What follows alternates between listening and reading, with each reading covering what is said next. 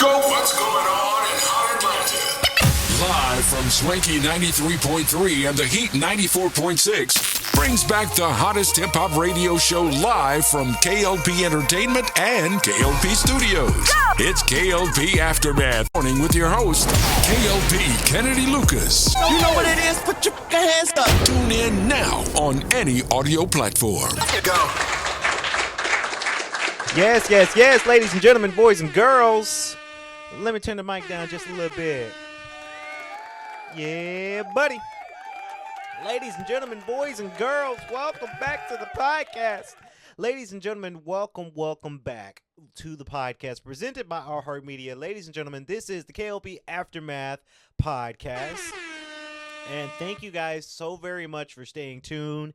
It is a wonderful Monday, November 24th, by the time you're watching this show here today. Today's Monday, and this is kind of a chill week when it comes down to media. Normally I have a shirt on, and I do have a shirt on, but like I got my arms out. I don't know. I look kind of good, though. I got my muscles out today. It's Monday.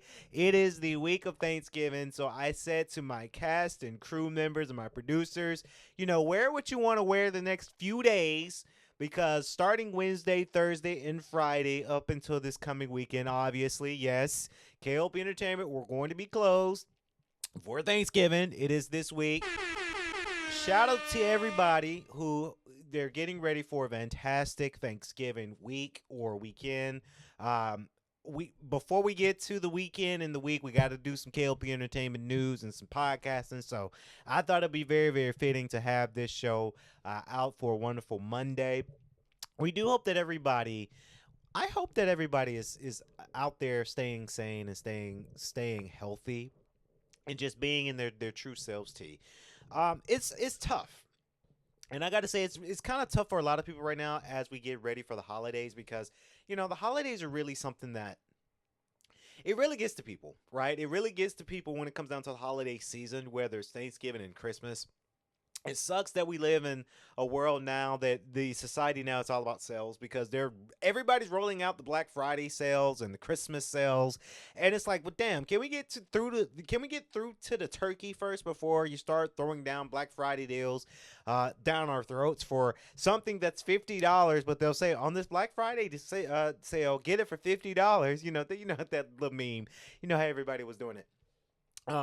But I do have to say to a lot of people, I do hope that everybody is staying safe and sound and peace of mind as we get ready for the Thanksgiving season, because it's tough. It is a very, very tough season that we are dabbling into for a lot of people. With the economy, things are not financially stable. Some things are changing, right? Some people had to pivot the last few years, right? So a lot of people are not really feeling the holiday season this year that we would think people would, T and audience. But a lot of people, they're not feeling the holiday season. So I do hope to say, and I say this, I really do mean this to a lot of people, stay safe, stay sane.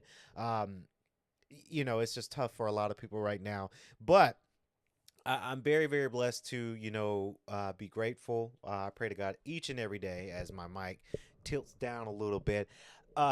Thankful each and every time, and thankful for the audience. I got to say to you guys, thank you so very much for always staying tuned for our content, whether it's this show, K.L.P Aftermath Podcast, or What Happened Was podcast with me and E, or Wake Up ATL, a Broco podcast.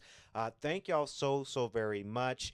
I've been in such great spirits these last few days. Let me tell you all about it. The first thing that I've been in great spirits is about, because you see it in the arms a little bit, I started, obviously, been working out for the longest time. But I got to say, and I got to give a shout out to Crunch. I go to the one in Snellville, but shout out to Crunch in general. I remember a couple of weeks back, they sent me a little goodies back in the day. You guys can watch that episode. I forgot which episode it was, T and audience, but there's an episode where I did an unboxing for Crunch as well, when they sent me the goodies a few days back. But not a sponsor, but I wanted to put some people on game, right? Because the last few days, a lot of people have been asking me about what I've been doing, my eating habits, right? And honestly, I think my eating habits have been a little bit better. I'm working on not having so much of a sweet tooth, right? It's gonna be tough this weekend because it's Thanksgiving weekend, right? There's a lot of sweet potato pie, a lot of sugar that we're gonna have to indulge, right? But I find myself being a sweet tooth. My favorite candy right now is dark chocolate with the almonds in them. Um, Believe it or not, I read online that my dark chocolate does help with thyroid issues. I haven't had a thyroid spark up, knock on wood, lately, which is great. But I think what it was happening with my thyroid when they would spark up, I ate a lot of salmon and ate a lot of cheese. So I haven't had salmon in a very long time now. It's been a couple of weeks since I had salmon and cheese, and now I haven't had thyroid issues. But I find myself eating a little bit different. Now, they're not a sponsor, but if they do want to sponsor us, I want to give them kind of a free a name out here on this episode, but we're not going to do it on every episode because they're not sponsors, but if they want to sponsor us, by all means. But I started meal prepping, and let me tell you, meal prepping is something that it works for me. Now, if you guys know, you know, besides me filming movies, making music, doing a podcast for y'all, I work in tech. I work in IT.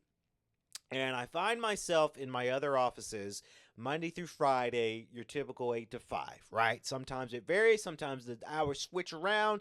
Sometimes I do a switcheroo. It just depends on what I've got to work with that day.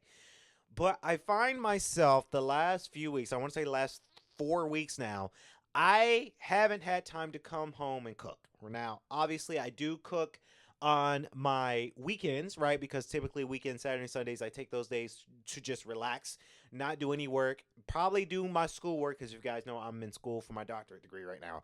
But that's besides the point. I'm gaming, I'm chilling. I'm gonna cook dinner on the weekends, right? But when it comes down to the weekday, whether it's Monday through Friday, I'm so busy here in the main office of K.L.P Entertainment or my outsource office, or I'm just out and about. I find myself doing meal prep, and I use this company called Factor. Now, there's a lot of other different companies that do meal prep, right? I just find Factor to be the one that works better for me for right now, right? Unless they want to sponsor me, we'll continue using them. But sometimes I might find something else, another meal prep company to do. Factor is just easier for me to navigate. And meal prep, I started using them. So basically, what I do is I do the 10 meal contract, right? I have 5 lunches and 5 dinners. So that way, my food is prepped and cooked, ready to go. You can pop it in the microwave or you can pop it in the oven. I do say to a lot of people, don't rely solely so much on popping food in the microwave so much because you can become sick that way too. But it's there for convenience. I try to do for my dinners. I try to. Just depends on popping it in the oven to give it a little heat.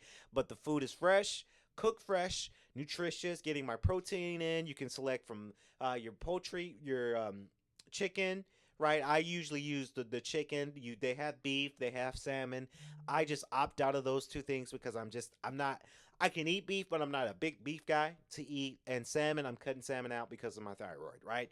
And it allows me to be full with fulfillment with my food, and I'm getting the right protein. And let me tell you something, and I don't want to say that this is a gross thing, what I'm about to say, audience, but it's natural because we all shit, right? It's so natural. I think Factor's helping me with my cleansing myself out a little bit better. Now, not to say that I've been constipated or anything like that. No. It's just helping me cleanse out a little bit more smoother than usual. As you guys can see, I'm sitting on the couch here. But if you see that, I'm slimmed up a little bit, is because part of it is, just losing the weight, gaining muscle, and really when you have what was called a dad bod or a beer gut, that is because you have so much food that is digestive and shit essentially in your inside that is just stuck right there. But once you start cleansing yourself out, you notice that you're getting more flatter, getting more muscular, and it just really does work really, really well. For me, I love Factor. Factor, if you guys want to sponsor us, by the way, you can.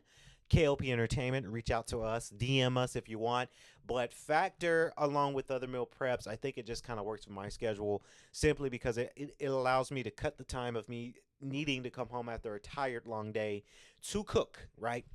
And what I do Monday, Wednesdays, and Fridays now, T in audience, I don't go straight home when I leave work, right? When I leave the office, I go straight to the gym. And I think I'm starting to find out something. And my brother, I told them that I'm dealing with I figured out my gym going routine. I think I work better when I go to the gym in the evenings, either after work or even on the weekends. If I got nothing to do, about 4 or 5 o'clock, I'm in there clanging and banging, because I find it that my workout sessions at night are so much better than my morning sessions that I used to go to. Now, I will wake up around like 10 and be at the gym around like 11-ish, 12-ish, early afternoon. But my gym sessions that day, I mean, they hit, but they don't hit the same. When I go to the gym at night after a long day, for some reason, I have all the energy. I have all the adrenaline. I have all of the push to give me a more effective workout. And it's starting to show a little bit. Like, it's getting to the point where my arms, and I don't recognize myself in a good way. And it's all because of me going to the gym at night. Is I don't know. It's different. It's a different vibe.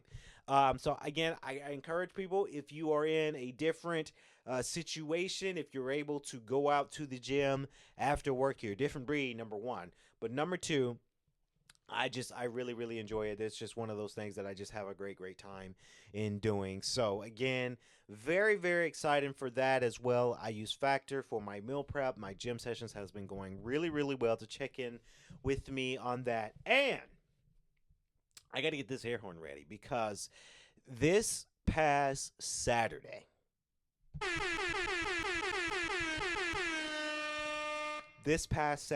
ladies and gentlemen, have been a very, very great Saturday, right? If you guys know, I've tweeted, I Instagrammed, I Facebooked about what I was doing this weekend. And the episode before this one, we talked about it. Now, I got to give a shout out. Now, if you guys know, every Sunday I am praising the Lord. I am in God's house. I'm at church. I go to Change Church, right? They have different locations all over, right? Well, I can't say all over, but they have New Jersey and Atlanta locations, right?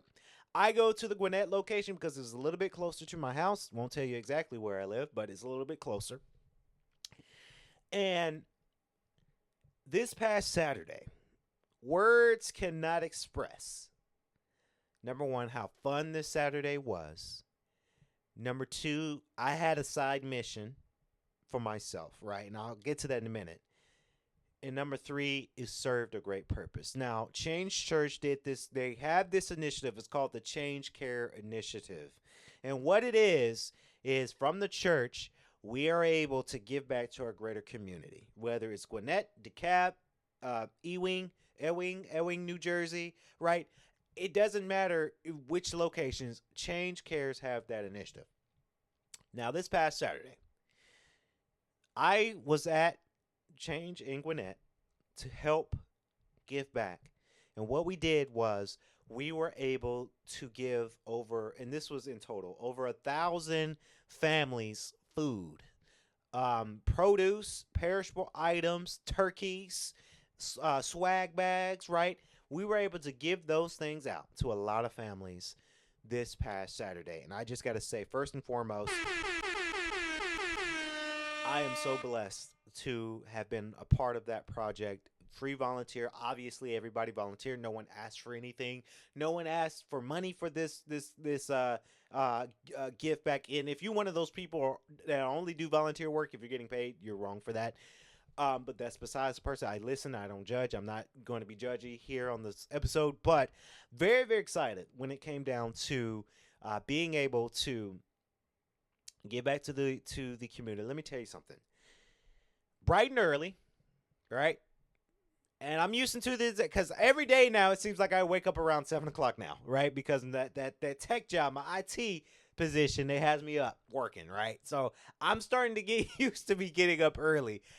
Maybe not after these next 3 days. I'm probably going to sleep in, obviously, Thanksgiving. But Saturday, I knew I wanted to wake up early with great spirits and to jet to church and to help get ready to give back. You know, we had pallets and pallets of food boxes with canned goods. We had um, big racks of turkeys and swag bag and veggies, right?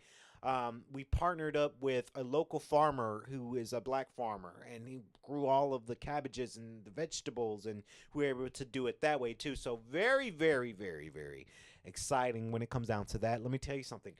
When we saw when I'm loading up, and I was the loader, right? You know, it's always good. These boxes were heavy, and it's not to say that the ladies couldn't do it, but Pastor Daniels had a point. Like the ladies, you could, but you shouldn't. The guys should be doing that, right? So obviously, I was part of the muscly men to have load the boxes into the cars. And let me tell you guys something. I told my mama this, and I'm gonna tell the audience this too. T.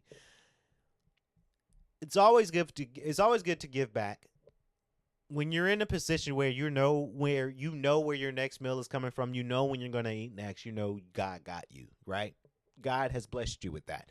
But there are some families out there, true stuff. There are some families out here today that may not know when their next blessing is coming from. They may not know when their next meal will be appropriate on the table. They don't know.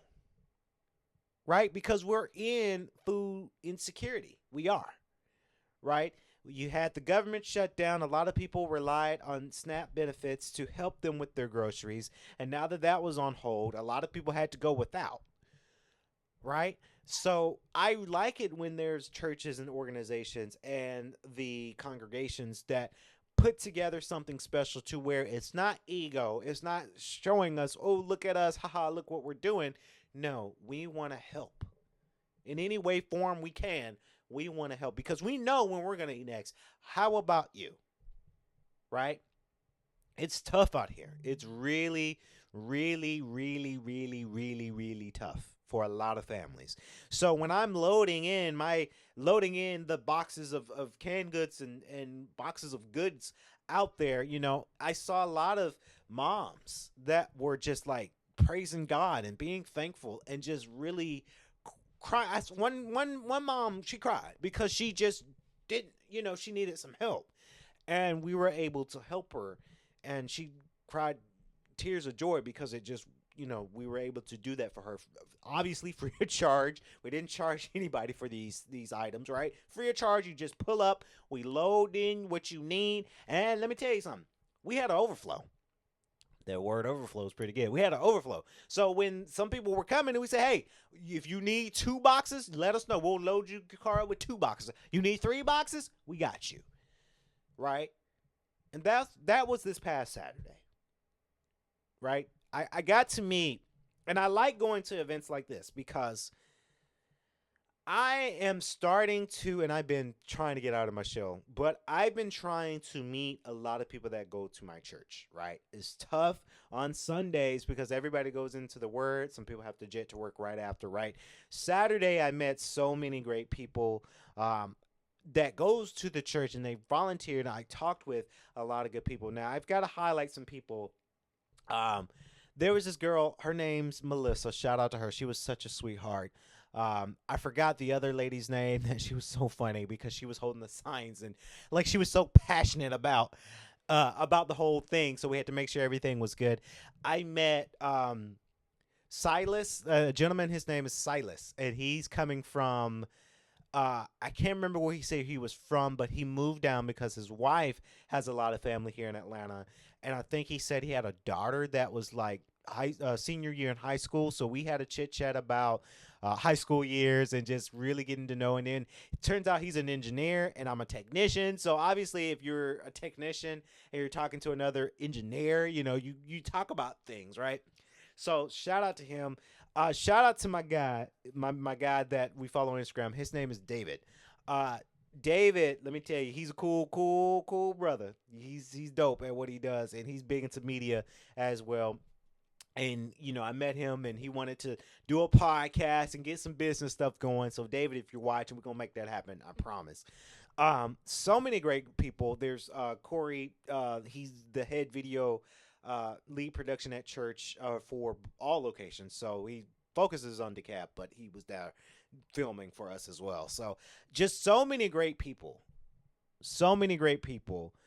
that I got to meet, and that was my second mission for Saturday, was to break out of my shell a little bit and to know people, right? Because I know um, one thing I'm trying to do is trying to build a bigger circle. Not to say that my close friends, because I have my close friends. Shout out to y'all. That's Butsy, Connor, Keyshawn, David. Those are my close friends, right? They my day ones.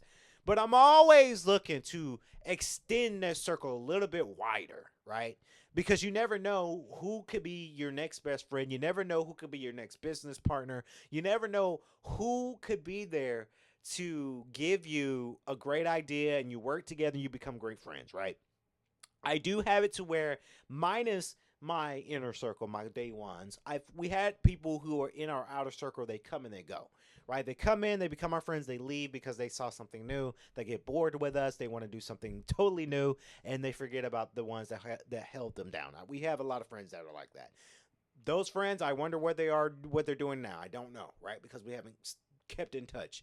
But my mission is to bridge and to build that outer circle, right? That's kind of the idea of what I like to do when I go to these events and meet new people and meet new gentlemen, new ladies. Like I say, when I meet my new ladies out in these events, I don't want to flirt. I don't want to, hey, you're attractive, I want to have sex with you. And that's not my purpose of going to this event and meeting the ladies. Is me meeting everybody and being friendly and to really build that friendship circle.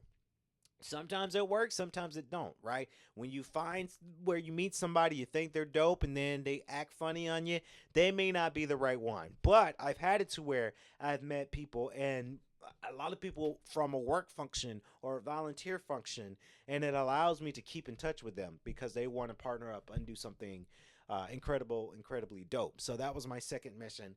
Third mission, obviously, was to make sure that the families were getting fed for Thanksgiving. I really like the canned goods and the vegetables. I really like the turkeys, right? We had a lot of turkeys, right?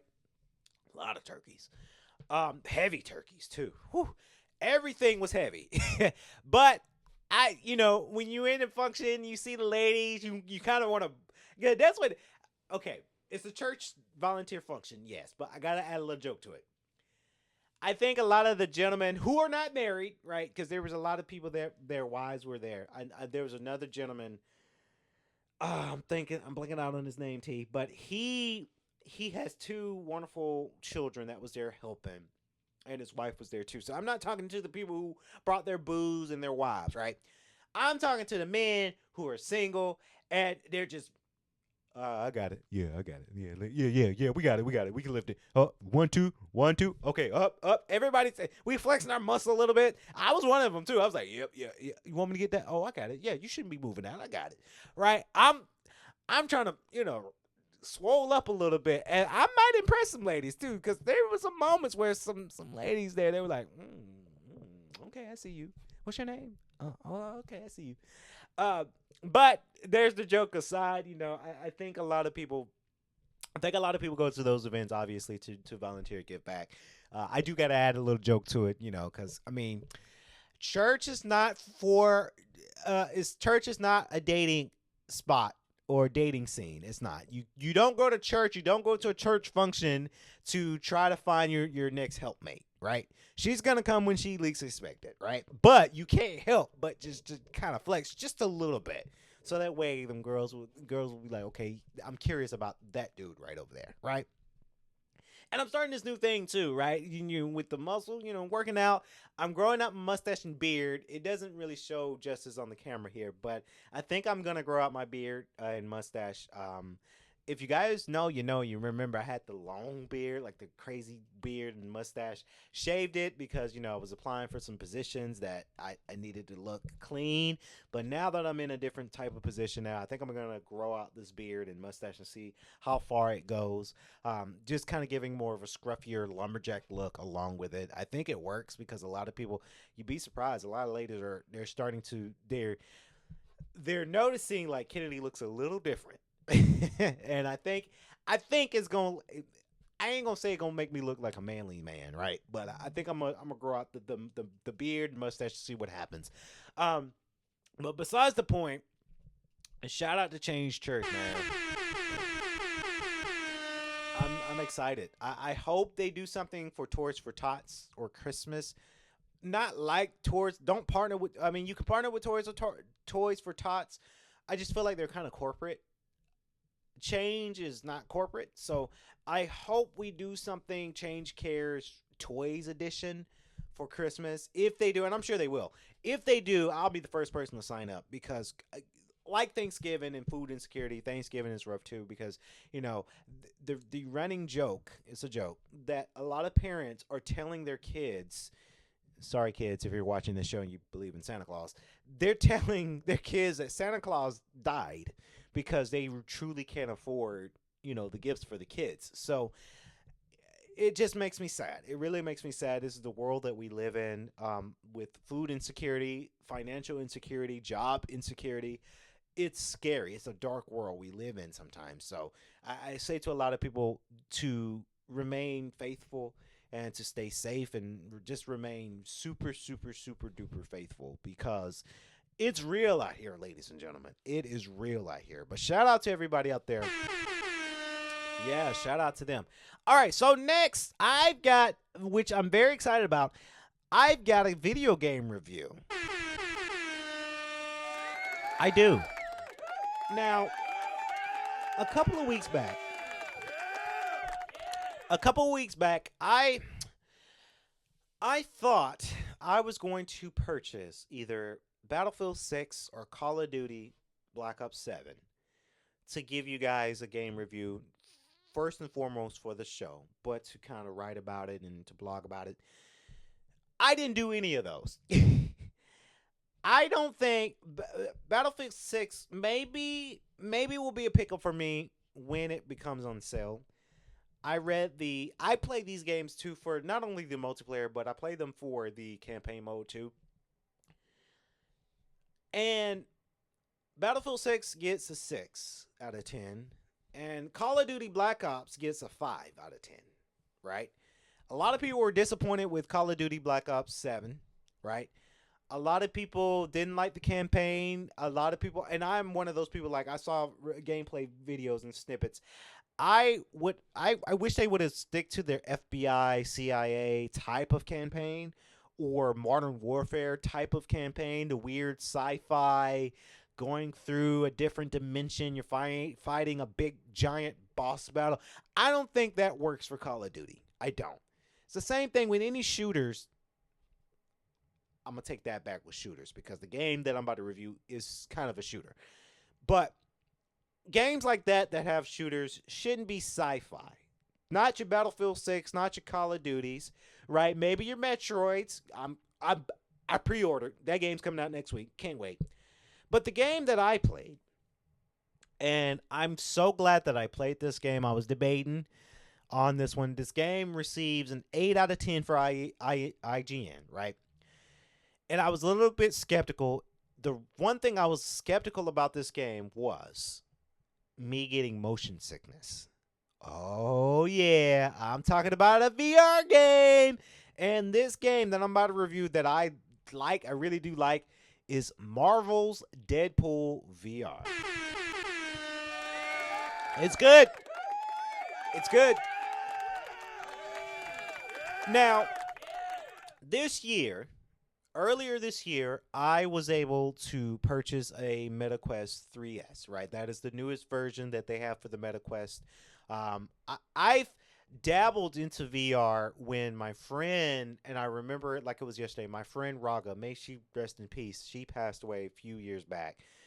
But she had the Samsung Galaxy phone, and she had a free VR headset. That headset from Oculus was you had to plug the phone into the thing for it to be usable. It really tells you how many years this was, right? Because nowadays with the MetaQuest, you don't need a phone. But that headset back in the day, you needed your iPhone Galaxy, I think it was the S or S2. You slide it in there, and then it operates the VR, right? It was a test thing. VR was kind of up and popping, right? It was kind of being built. So I've dabbled into VR for a very long time, but after that, I've never really front too much with it. I did review a VR headset from Walmart. That video's still on my YouTube. Over 15,000 views on that one still. Very old video. You watch it if you want to, I guess. It's old. But I was waiting until the VR headset became on sale. Now, the MetaQuest 3S and versions before that, it was around like $500, $600 when they first came out. Obviously, now I seen again. This is what I said with the Black Friday holiday deals, where you can get $120 off the 3S with the Batman Arkham Shadows bundle. So I didn't take advantage of it. I think when I got my MetaQuest 3S, had it been this summertime, I did it, and went to Walmart. I needed something new to play, right? This was before Switch 2 came out, and I was going at Walmart. I have made some extra spending money, and I saw the MetaQuest 3S Batman Arkham Shadows bundle. I said, okay, maybe I need to get back into VR because everybody's talking about VR. It works. The Apple Vision Pro came out. I wasn't going to spend $4,000 for that. Just wasn't going to do it. So I said, okay, we'll settle for this $300 VR console. It's $300. You get a game with it, right? You might enjoy it. When I play Batman Arkham Shadows, I'm like, oh shit, this is really cool. I really like this. Fast forward, Star Wars VR I've started to play. Iron Man VR, they need to make a second one because that first one was very, very fun. Asgard's Wrath 2 came out. Amazing game. And now we have Marvel's Deadpool VR. You're playing as Deadpool. And let me just say, Neil Patrick Harris. Hey, man, he did good as Deadpool. Now, he may not be as good as Nolan North, because a lot of people say, what, Ryan Reynolds?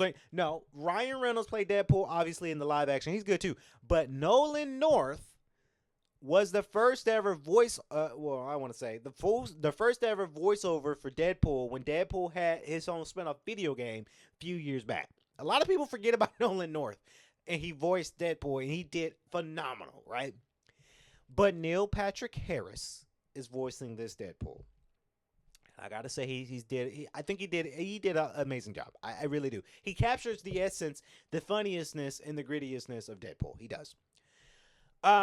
This game fully in VR, and I'm really, really glad that I've started to play VR a lot because the one thing I was skeptical, I said it before, I was skeptical about it was motion sickness, right? Motion sickness in VR is real. I say to a lot of people, if you do get VR motion sickness, you might have to go to comfort mode, where when you're walking around, the vignette comes around it, and it has the snap turns.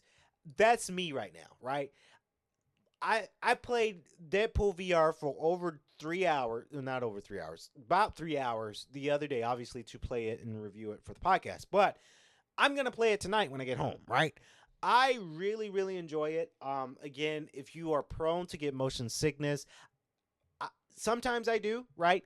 I don't get motion sickness with VR as much as when I first played it. I got motion sickness because I wasn't used to it, right?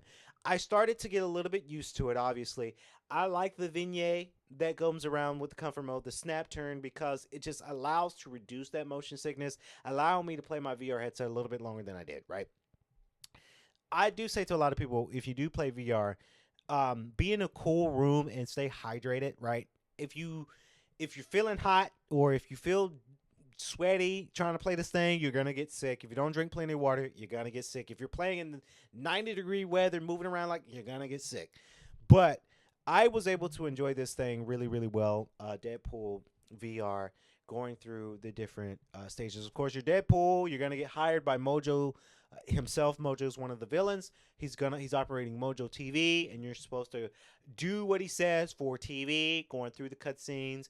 And obviously, I haven't finished the game because the game just came out, but I'm sure Mojo's going to be the final boss that we fight in this game. I love the shooting. I do. I was in my house playing for the very first time, and I kept having my inner child come out because I had the gun. I was like, freeze, bust yourself. My inner child came out, right? And then you had the swords, Deadpool swords. You're slicing and dicing people up. You're doing the grapple. You're shooting people. You're enjoying the cutscene itself. It's really, really, really fun. I do like it when VR games start off with a bang because the very first mission, you're sitting in a car, you're getting ready for that first mission, and now you're driving down a mountain, what it looks like, and people are trying to shoot at you. You're going down this mountain, you're moving around, people are trying to shoot at you, you're throwing a bomb, you're throwing you're going over the bridge, you're going over the cliff. And I'm like, whoa, there's a lot of things going on in this first mission. But like I say, I enjoy it. It can become tough, right? There was this one part, I think this was the second mission or third mission, where the enemies on these jetpacks, they're flying around and they have the little machine gun, but once they lose that machine gun, they have the little rockets, right? And it's hard to avoid those things, those little suckers. That part was hard. That took me a few tries because, again, I wasn't used to it. And it turns out that around the area, you needed a bigger gun than just your pistols. So, like I say, this game is really, really enticing. VR games are getting hotter, right? In a good way, right? Batman, people say this game doesn't live up to the expectation of Batman, Arkham Shadows. I can kind of see that. I kind of agree. But Deadpool VR is pretty nifty. And it's just a testament of Marvel, other IPs. They're going to say, if Batman was a successful game for VR, Arkham Shadows, Iron Man was really good. I really enjoyed Iron Man. I didn't like the ghost mission, right, where the ghost was coming at you. I ain't like that. That spooked me. Besides that point. And you got Deadpool, another Marvel game, another Marvel IP to have its own game. I can't wait to see what more Marvel games. I think we need a Black Panther VR game. I would pay $100 for a Black Panther VR game, first and foremost. But I think it's a testament to VR. A lot of people are shifting to VR. If they're not on console, they're on VR. Guys, try it. MetaQuest 3S, not a sponsor, but try it because it's really, really fun. I enjoy my MetaQuest. I enjoy Deadpool. Iron Man VR was great. I beat it. Batman was great. Asgard's Wrath 2, haven't beat that one yet because that's such a big game. But VR is the future of gaming, right? Besides Switch 2 and PlayStation 5, I still play those. But VR is where it's at. And this game here, Deadpool VR, I got to say it's chef's kiss. I really do. It's fun. It's really, really fun. It is. I do say play responsibly, and when I say that, I say play about an hour to 2 hours. Don't play too long because you can become motion sick. If you're prone to motion sickness, don't battle yourself through it because you want to experience it. I play for about 2 hours, and then I give my brain a rest because it is VR. You've got a different perspective. Everything's throwing at you, and it might feel like the photosynthesis and the realisticness might feel real. Once you out, you kind of feel kind of jaded. So VR is not meant to be played for 8 hours. I'm never going to do that. But a nice hour or two, dabble into it, have fun. It's a cool thing, and my MetaQuest 3S was a great purchase. It really was a great purchase because I enjoy it so much. That is my game review. Next week probably, Metroid 4 comes out for Switch 2. Already pre-ordered. I can't wait to play that game because it's going to be exciting. I know a lot of people haven't had that much excitement for the game because it hasn't been promoted that much yet, but I'm still hooked. I'm still buying it. So very, very excited for that as well. Before I wrap to my next thing here, I'm going to switch it over to Kennedy's Corners to give you guys my latest in sports news. So let's get to it. The NBA trade deadline is nearly 3 months away, but it's never too early to diagnose what contending teams need most and what their front offices can pull off between now and February 5. What trades can the Detroit Pistons, who have soared to the Eastern Conference lead on the strength of an 11-game win streak, make to supplement their roster around star Cade Cunningham and rising standout Jalen Duren? Should the Milwaukee Bucks think about bolstering their offense as they navigate an early absence for Giannis Antetokounmpo? And what moves should star-studded Western Conference powers such as the Los Angeles Lakers and Golden State Warriors be eyeing over the next few months to improve their chances at a deep playoff run? Our NBA insiders are examining what 8 playoff contenders across the league are lacking, what restrictions they face when considering their trade options, and what could come next as each settles into the 2025 to 26 campaign. What they're missing, as befits a team succeeding with a physical throwback style, the Pistons are also taking an old school approach to the three-point line, ranking 27th in makes, 28th in attempts, and 20th in percentage. Of the four Pistons who made more than 1.2 3-pointers per game last season, Malik Beasley and Tim Hardaway Jr. are no longer on the team, and Jaden Ivey hasn't played yet this season because of knee surgery. Only Cade Cunningham is still here and healthy. New addition Duncan Robinson has been a valuable long-range replacement, making 3.1 threes per game on 41.8% shooting, and two-way guard Dennis Jenkins has emerged as a meaningful contributor. But the Pistons could still use another reliable shooter to stretch playoff defenses that target Cunningham and Jalen Duren down low.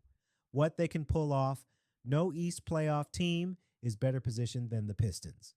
For the first time since November 2020, the Pistons control their own first-round pick in each of the next 7 years, are allowed to trade up to 4 of them, and can swap in each year. Detroit also has 14 second-rounders to use in deals. Financially, the Pistons are $26.2 million below the salary cap's first apron and can be aggressive in taking back considerable salary and contracts. Detroit has the $26.3 million expiring contract of Tobias Harris and short-term salaries of Robinson, $16.8 million, Isaiah Stewart, $15 million, and Karis LeVert for $14.1 million. What's next for Detroit? Ivy, who has been out nearly a full calendar year because of a broken left fibula, was just assigned to the G League, meaning his return to action is imminent.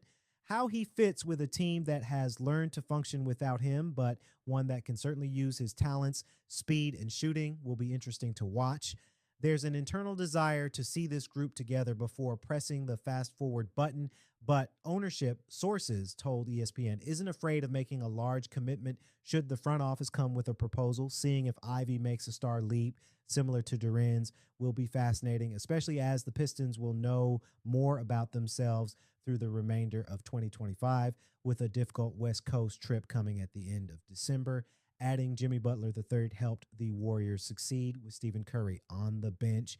Creating offense when both Butler and Curry are out remains a challenge for Golden State, which went 1-2 in the 3 games Curry missed because of illness, one of which Butler also sat out. Given their ages and track records, Butler and Curry will inevitably sit out longer stretches, requiring the Warriors to find more playmaking. Ideally, Brandon Podziemski would step into that role, but his usage rate is actually down from last season. With Butler's arrival, Podziemski averaged only 11.7 points with Curry out, though he nearly had a triple-double when Butler was sidelined. Jonathan Kuminga, meanwhile, scored 24 points in a loss at the Sacramento Kings, but had just 11 on 4 of 19 shooting in the next 2 games. That kind of inconsistent performance has made it hard for Golden State to rely on him. What they can pull off last February, GM Mike Dunleavy Jr. was able to put together a package of contract and draft assets to acquire Butler. Despite sending their 2025 first-rounder to Miami, the Warriors still have access to 4 first-round picks to trade. The Kuminga signing at the onset of training camp gives Golden State a valuable $22.5 million trade option, and Kuminga is trade eligible starting January 15. Because they are hard capped at the second apron, Golden State is not allowed to take back more salary sent out in a trade. Besides Kuminga, the Warriors have about $24.5 million in salary, consisting of guards Moses Moody, $11.6 million, Buddy Hield, $9.2 million, and Podziemski, $3.7 million. They have only 1 second-round pick available. What's next for Golden State? 2 months of internal and external information gathering. That January 15th eligibility date on name. The fifth-year wing generated legitimate bites from only the Kings and Phoenix Suns in restricted free agency, but the Warriors didn't like what either offered in sign and trade packages. As situations change and Dunleavy is freed from the base year compensation issue, can he find an organization willing to give the type of return for Kuminga that owner Joe Lacob would require to greenlight Will there be a player in a trade who will move the needle enough? What they're missing? Despite trading for Desmond Bane and signing Tyus Jones to remake their backcourt, the Magic remain heavily dependent on the health of starting point guard Jalen Suggs. Orlando has been as good as the team hoped with Suggs on the court, outscoring opponents by 17.2 points per 100 possessions. That sinks to minus 6.2 when Suggs sits per NBA Advanced Stats. Jones has struggled to adapt to the Magic. He's shooting an abysmal 0.3 of 1.4, 19.0% on threes, and is handing out a career low 4.3 assists per 36 minutes. That's particularly problematic because playing the 6'1" Jones compromises Orlando's strength on defense.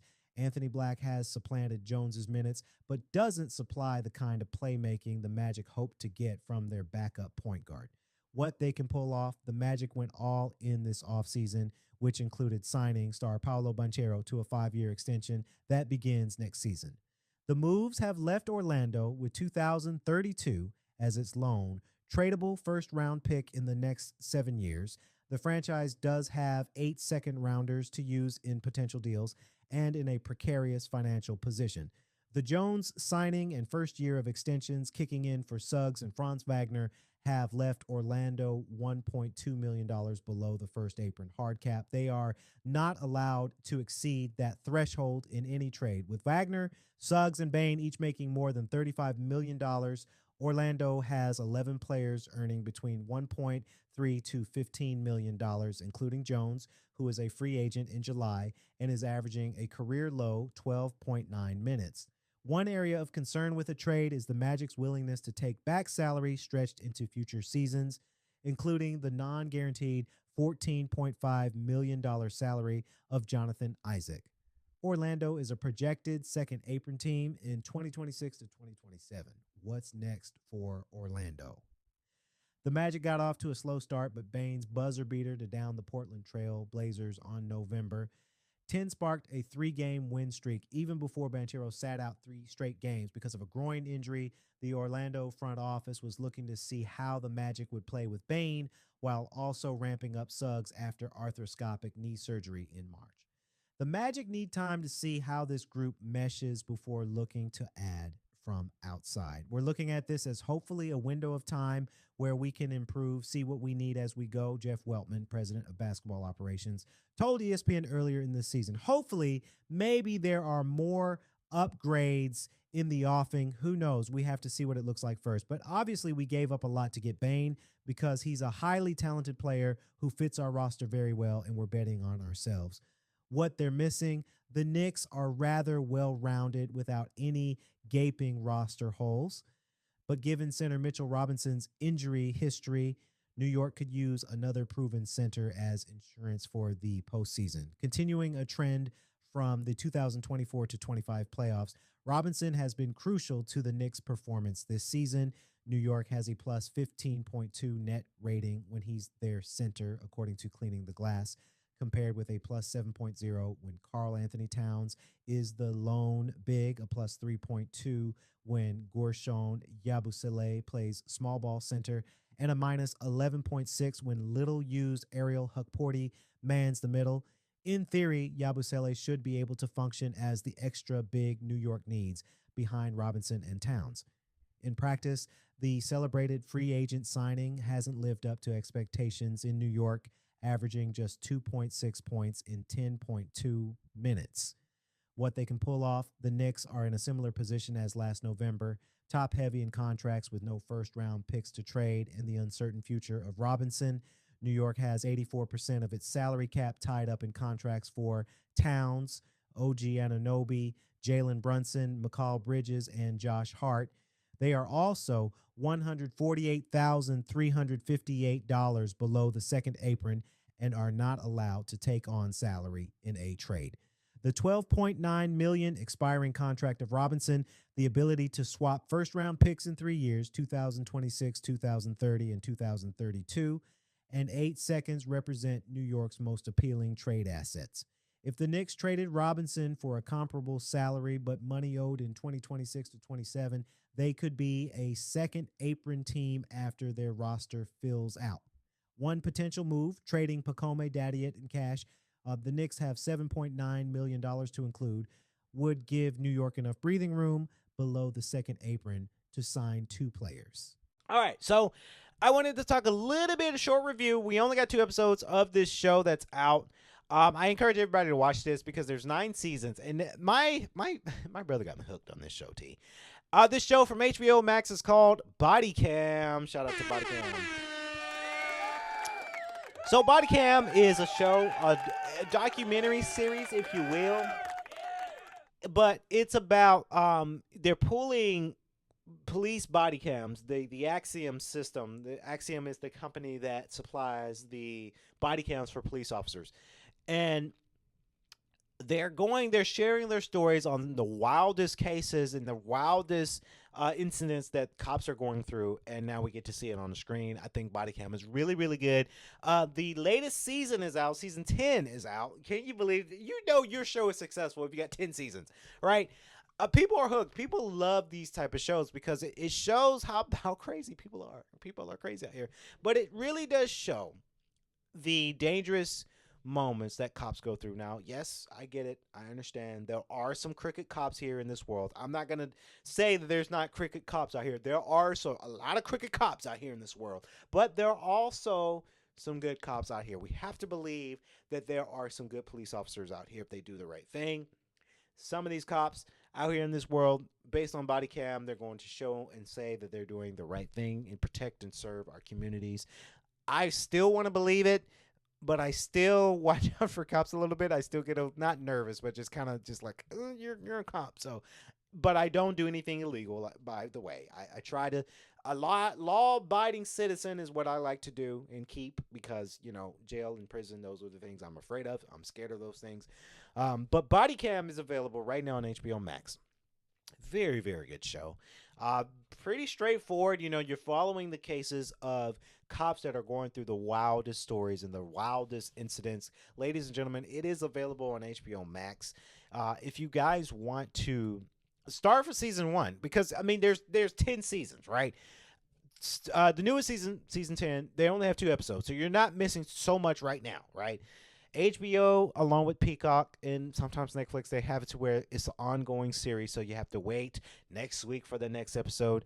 I truly hope that Bel-Air, the new season of Bel-Air, is not like that. Bel-Air's new season starts tomorrow, or today, rather. Started today if you're watching it on Monday. This episode, a podcast on Monday. I hope they're not doing that. I think they will. The ongoing thing where you have to wait weeks and weeks for new episodes. But if you guys are starting with season 1, I think you will be caught up all the way up to season 10. Is very, very good. Some episodes will get emotional, right? Some episodes will make you tear up a little bit, but it's really, really good when it comes down to TV show watching, of course.